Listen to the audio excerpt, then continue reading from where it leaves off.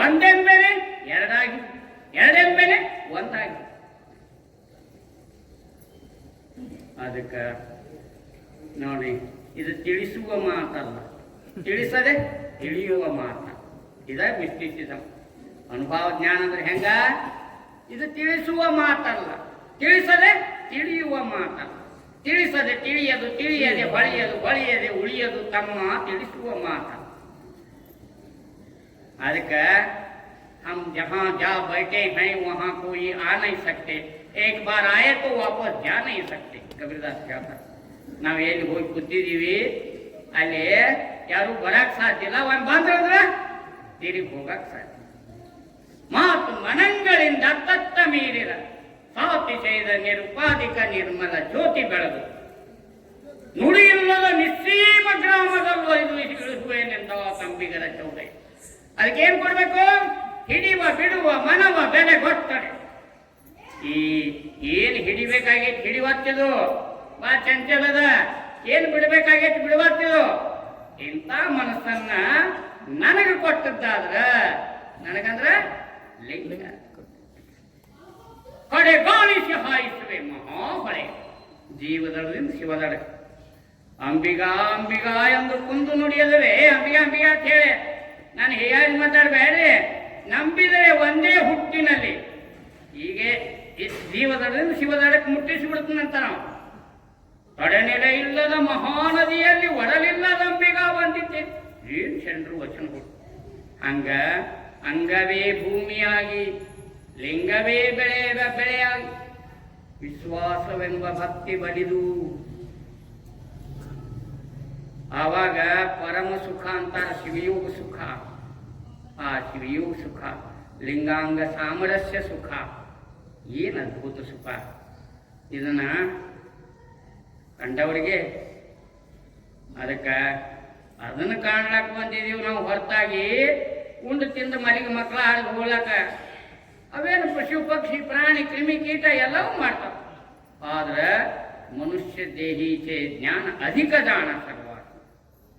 ಮನುಷ್ಯನ ಜ್ಞಾನ ಇಷ್ಟ ಅಲ್ಲಪ್ಪ, ಏನು ಅದ್ಭುತ ಇದನ್ನದ. ಇದನ್ನೆಲ್ಲ ನೋಡ್ರಿಪ್ಪ ಅಂದ್ರೆ ಮಾನವರಾಗಿ ಹುಟ್ಟಿದ್ದು ಸಾರ್ಥಕ ಆಗ್ತದ.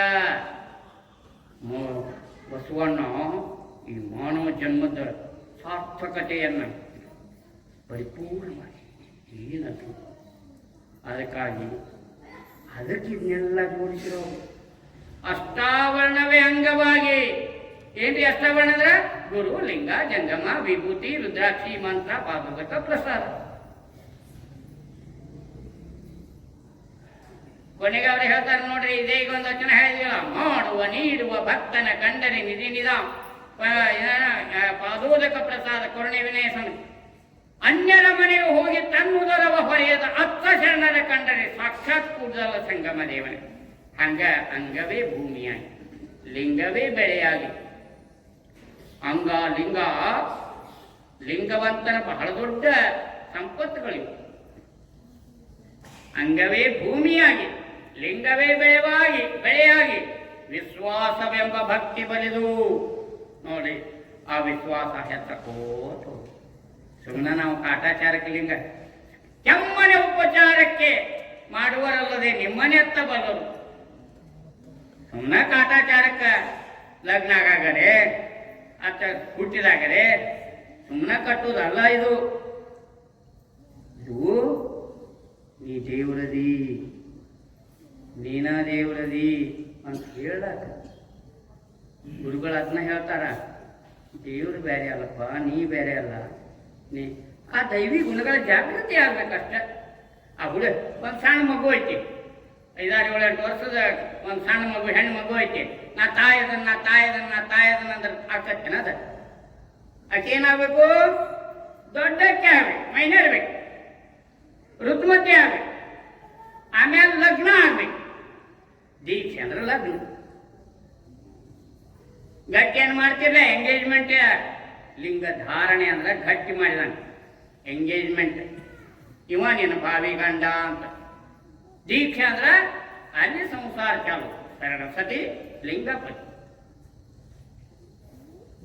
ಅದಕ್ಕೆ ಶರಣಸತಿ ಲಿಂಗಪತಿಯಾದ ಬಳಿಕ ಸತಿಸಂಗ ಅತಿಘೋರ ನರಕ ಅಂತಾರೆ. ಅದಕ್ಕೆ ಬಹಳ ಅದ್ಭುತ ಜೀವನದ ಲಿಂಗವಂತನ ಜೀವನ ಸಾಮಾನ್ಯ ಜೀವನ ಅಲ್ಲ.